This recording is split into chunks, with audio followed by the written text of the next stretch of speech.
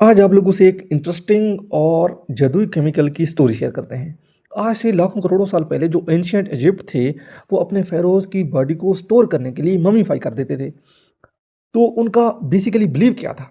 उन लोगों का बिलीव ये था कि जब इंसान एक मर जाता है, तो उसकी रूह जिस्म से अलग हो जाती है और जब डे ऑफ जजमेंट आता है, तो उस वक़्त उस इंसान की, उस फ़ैरो की जो बॉडी होती है, उसमें रूह दोबारा वापस आ जाती है।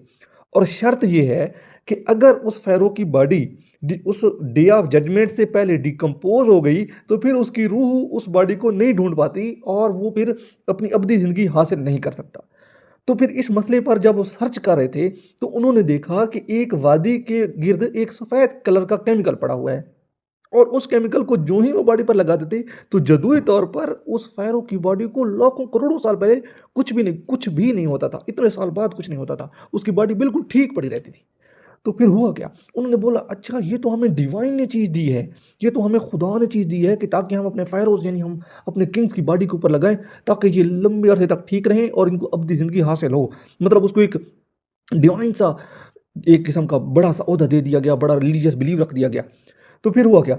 हुआ ये कि वो फिर जिस जगह से केमिकल हासिल होता था, उस वादी का नाम भी उन्होंने रख दिया वादियुल नैट्रून, यानी डिवाइन से दी गई वादी। और वहाँ से जो केमिकल हासिल हुआ उसको भी नैट्रून नैट्रून केमिकल, मतलब ये डिवाइन का दिया हुआ एक केमिकल है। और फिर हुआ क्या?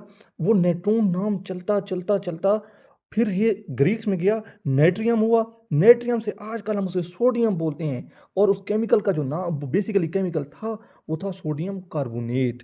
लेकिन इसकी जो पीछे एटमोलॉजी या तारीख है, वो नेट्रॉन वैली है, नेट्रॉन नदी है, जिस जो खुश्क होती थी और वहाँ से केमिकल इकट्ठा होता था। और इस तरीके से ये बॉडी के अंदर एक, समझिए कि वाटर अब्जॉर्बेंट के तौर पर यूज़ होती थी और वहाँ से ये वाटर अब्जॉर्ब कर लेती थी और फ़ैरो की बॉडी लंबे अरसे तक ठीक रहती थी और फिर वो उनके बिलीव के मुताबिक एक अबदी ज़िंदगी हासिल कर सकते थे।